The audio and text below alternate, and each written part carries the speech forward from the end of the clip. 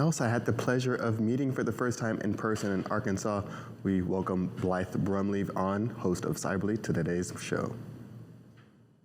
Well, thank you guys for having me. It's awesome it's also kind of like strange to like see you guys all in person last week. And then this week it's, we're back to the same old, but all good over here. Exactly. It's like it never happened. But right. Blythe, It's like a we're blink of an excited to eye. have you on. We're excited to have you on because there's some really big news coming out of Twitter. And, we've heard Elon Musk talking about buying it. Now it's getting renegotiated. Now there's talks of bots. What's happening over here?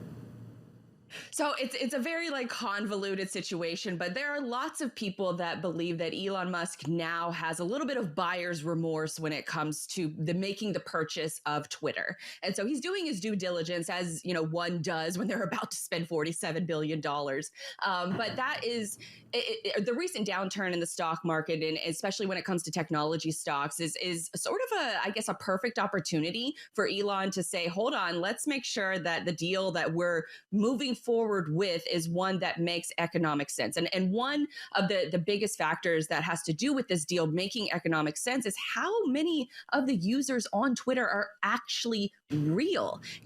With Twitter being a public company for years, they have had the incentive of having, as much user growth as possible. And they frankly haven't cared where that user growth has come from, whether it's fake accounts, which is what we've talked about before on FreightWaves now, or whether it's real humans having, sort of an assignment list every single day of what they're going to be talking about in order to create disruption among the American population or disruption in other foreign countries. And then you have those talking points being exploded essentially by these other fake accounts. So it's almost like this just intertwined system within Twitter and within, to fairness to other social media platforms. Bots exist on every single platform, but Twitter in particular, because they're a public platform, they've had zero incentive to actually get rid of the bots on the platform. And so now when Elon is raising, sort of questions on how many of these accounts are real and how many of them are fake. There was just an audit that was released by Newsweek that said about half of President Joe Biden's, all of his followers are fake. And there's really like, how do you justify making that purchase for $47 billion when you don't necessarily know how many of those accounts on the platform are fake? So between Elon and the current CEO of Twitter, Parag, they had a little bit of a back and forth. So Parag is essentially saying that, we have this extensive system that we go through in order to figure out if an account is real or not.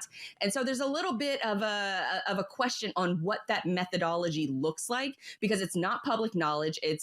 Twitter essentially keeps it close to the chest. And it's one of those things where if you're Elon Musk and you're about to spend a lot of money on a platform, you want to make sure that, Twitter says that about 5% of the accounts are fake, when there's evidence to suggest that it could be as high as 20, 30, 40% of all accounts on Twitter being fake. And if that is the case, if 20% of those accounts are fake, then the monetization model for Twitter becomes really in doubt, because the way that they make their money is through brand awareness tweets. There are other platforms, Facebook, Instagram, for example, that make their money based on clicks or purchases being made. Twitter is different, where you are just getting the brand awareness, so the views. So how many advertisements have been placed on that platform that have gotten views from fake accounts? So it's a sort of like a hornet's nest that just keeps getting rattled.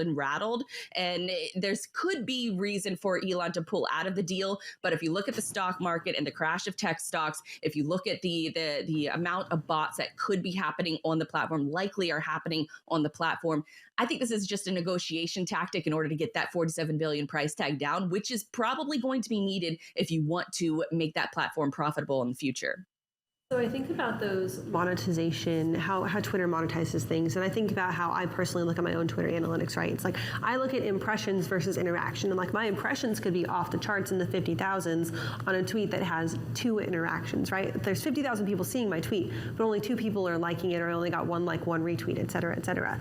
Do the bots have a lot to do with that? Like, especially when it comes to the brand awareness type things, are you seeing brands that have huge impression numbers but not interaction numbers? And then does that play into the monetization?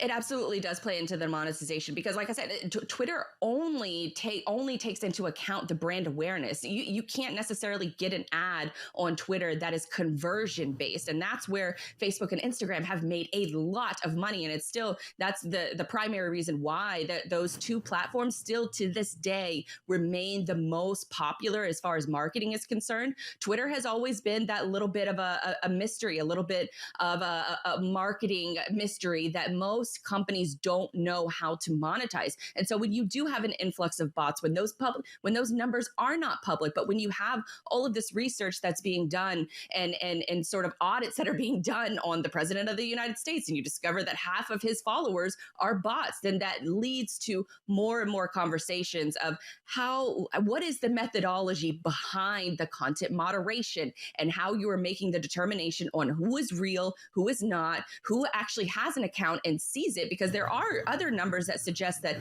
90% of people on LinkedIn, for example, will look at your post, but they will not interact with it. So it's sort of that, it kind of ties in with like the dark social aspect of it, of folks who browse social media, but don't interact with anything that's on their feed. But how do you determine if that is a real person or not a real person? Content moderation is extremely difficult, but there has to be some sort of open source transparency, which is as to what these determinations or how these determinations are getting made. And that's the plan of what Elon wants to do with Twitter. And I think it could be a really good use case for some of these other social media platforms to follow suit with how he makes those content moderation decisions and how he determines, whether a bot is real or a person is real, or whether they're a bot, or whether it's some kind of a sophisticated system using bots and real people. It's very convoluted. It's very complicated. And I don't know that Elon himself can solve that,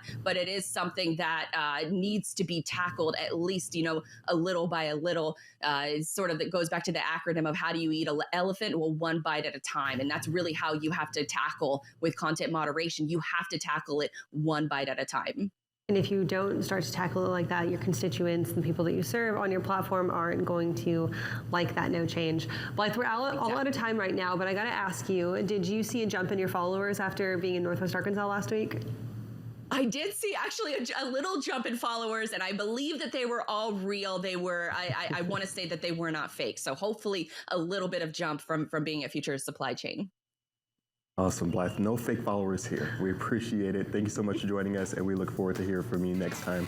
Coming up next, we're going to have a carrier update from Donnie Gilbert and Tony Mulvey. Stick with us. We'll be right back.